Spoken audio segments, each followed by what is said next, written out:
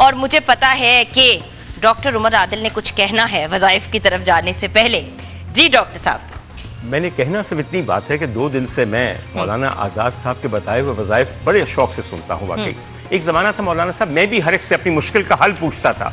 तो मुझे एक साहब आपकी तरह मेहरबान मिले और उन्होंने कहा कि भैया ऐसा वजीफ़ा बताऊं जो पूरे बंदों के लिए, पूरी कायनात के लिए ही है, मेरे अल्लाह का वजीफ़ा है, और वो है दरूद पाक। तो कहने लगे अगर अपने वजीफे के अंदर वजीफे को कबूल करके करामत करने वाले, बल्कि मोजा करने वाली जात को शामिल करना चाहते हो, उसके हम आवाज होना चाहते हो, तो दरूद पाक पढ़ो। वो तो सारा दिन अपने महबूब की मदद पढ़ता है। तो मैं आपके देखने वालों को ये भी बताना चाहता हूँ कि हजूर वाला दरूद पाक सर वो मलफूफ है कि जिसके अंदर लपेट के जो कुछ पढ़े वो दरूद पाक की वजह से कामयाब होता है। इस दफा आप लोग सब अपनी मुश्किल कुशाई के लिए भी दुरूद शरीफ पढ़ के देखिए, मजा आ जाएगा। और सर आज चूंकि हम यौमे सैयदा कायनात भी थोड़ा सा मना रहे हैं, तो उनके सदके से और उनकी तकलीफ के सदके से उम्मत के लिए जो राहत मिली है, तस्बीह फातिमा।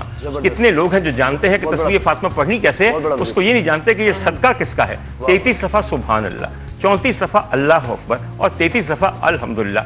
तो बुरा ना मानिए, मैंने सोचा कि मौलाना साहब बैठे हैं, बड़े बड़े दकीक किस्म के वज़ाइफ निकाल के लाते हैं बड़ी बड़ी मुश्किल चीज़ों के लिए।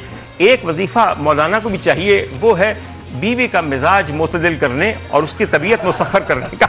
मौलाना मैं आपको बाद में बताऊंगा, उसकी दवाई भी है, टीका भी है, छोटा सा ऑपरेशन भी है। हाँ जी, तो बताइए बीवी का मूड कैसे सेट किया जाए? सबसे पहले तो बात जो पहला सवाल तो सब्र कर लिया जाए और इसका वजीफा बता दिया। अच्छा, जब भी बीवी के मूड को बेहतर करने की बात होती है तो फरहान भाई के चेहरे पे क्यों मुस्कुराहट आ जाती है? कि मेरी मिसेज हमेशा खुश रहती है। उसका वजीफा ये उनकी तारीफ करते हैं, उनकी तारीफ। देखिए फौरी तौर पर उनका मिजाज सही हो जाएगा। ये जो आपने बात की है ना, ये मेरे दिल की आवाज़ है। अब देखिए मुझसे हर कोई वजीफा पूछता है, लेकिन किसी ने मुझसे आज तक ये नहीं पूछा कि आपका वजीफा क्या है, आप क्या वजीफा पढ़ते हैं। तो ये जो आपने बात बताई है, मैं हर वक्त अभी भी तस्वीर मेरे हाथ में और मैं दरूद पाक पढ़ रहा हूँ। अब आप अपने सेगमेंट कर रही थी, आप अपने सेगमेंट कर रहे थे, मैं दरूद पाक तस्वीर पढ़ रहा था। हर वक्त दरूद पाक पढ़ना, इससे बढ़कर वजीफा कोई नहीं, उम्मुल वज़ाइफ है।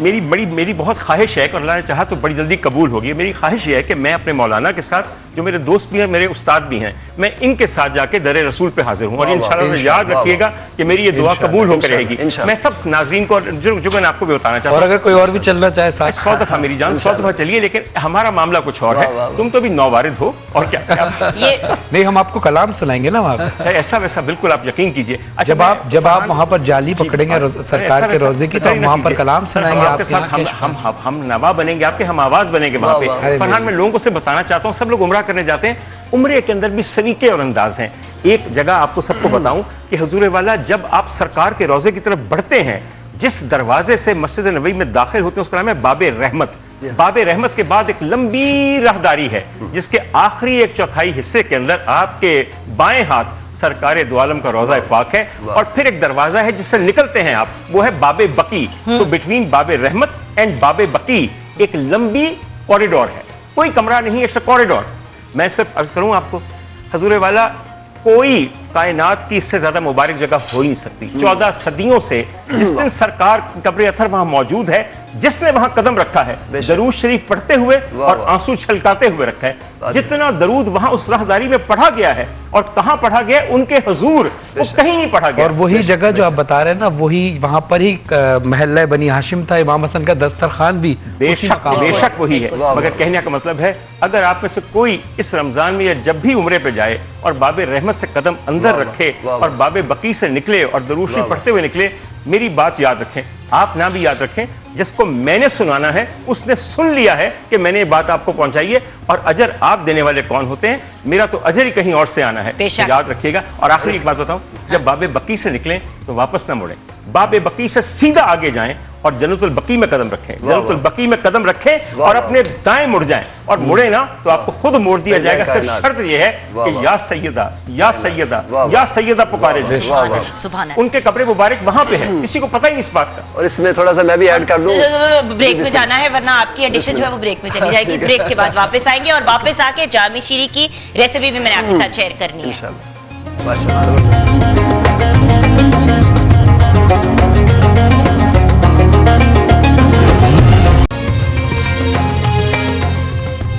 Welcome back from the break viewers. आप देख रहे हैं नूरे रमज़ान, जिनके होस्ट हैं फरहान अली वारिस। और मैं साथ में थोड़ी बहुत सपोर्ट कर रही हूँ। एंड आपको पता है कि ये हमारी ट्रांसमिशन A+ और पब्लिक न्यूज़ दोनों पे आप बराह रास्त देख रहे हैं। व्यूअर्स, रॉयल वॉशिंग मशीन्स, क्या कहूँ मैं इस अमेजिंग मशीन के बारे में जिसने बहुत से लोगों की ज़िंदगी बहुत आसान कर दी है। रॉयल वॉशिंग मशीन का लार्ज पल्सेटर, जिसका पावरफुल पल्सेटर कोई भी दाग ना छोड़े और करे मुकम्मल धुलाई।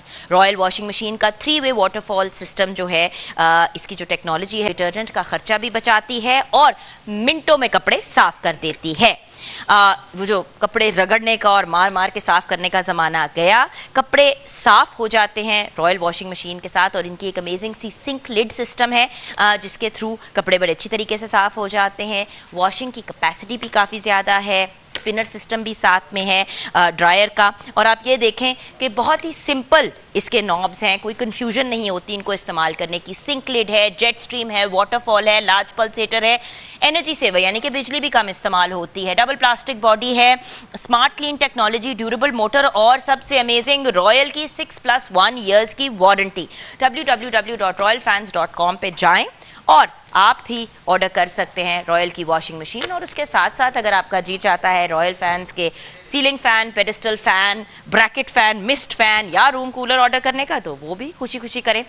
अच्छा व्यूअर्स, हमें पिछली ब्रेक के बाद हमें ज्वाइन कर चुके थे हमारे बहुत ही प्यारे भाई, पाकिस्तान के बहुत बड़े नात को शायर और साहिब तर्ज नात ख्वां, हमारे मुल्क की प्राइड मोहम्मद आज़म चिश्ती के पोते हसीब इरशाद आज़म चिश्ती। आपको वेलकम करना चाहेंगे भैया प्रोग्राम के अंदर। अस्सलाम वालेकुम।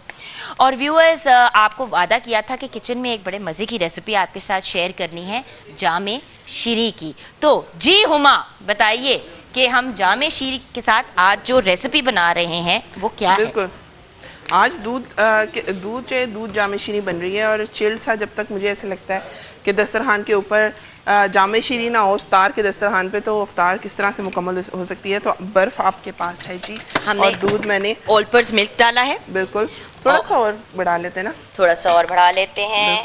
बिल्कुल ठीक है। और इसके अंदर हम, और आपको पता है कि घरों में देचकी में ही जामे शीरी तैयार किया जाता है, जग जुग वाला सिस्टम जो है ना वो ज़रा वो हो जाता है। और हमने डालना है अपना जामे शीरी, लजीज सा जामे शीरी। देखिए हस्बे जायका डालना है, कुछ लोगों को ज़्यादा मीठा पसंद है, कुछ को कम। चीनी वाला जो सिलसिला है ना, डालने की जरूरत वो ना डालें, बहुत ही परफेक्ट है। और वैसे भी 100% खालिस अरकियात से तैयार है करशी का जामे शीरी। तो आप इसको अपनी ज़रूरत के मुताबिक जितना आपको मीठा चाहिए डालें।